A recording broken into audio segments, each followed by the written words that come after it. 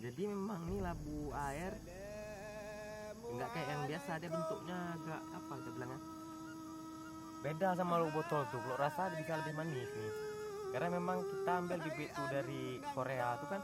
Kalau di Korea biasa orang nih untuk buat ini apa namanya, salad buah tuh, untuk buat salad buah.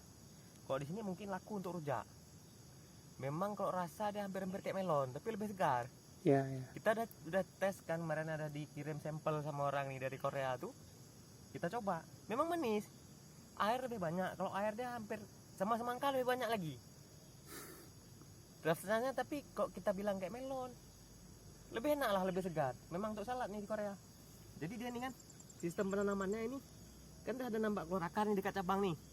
Jadi kita timbun lagi pakai tanah. Ini pun tanah nih kan, kompos nih. Kemarin kebetulan ada kawan dari Tela kan. Ini kita pesan dari Tela untuk 3 tongkang. Baru sampai semalam nih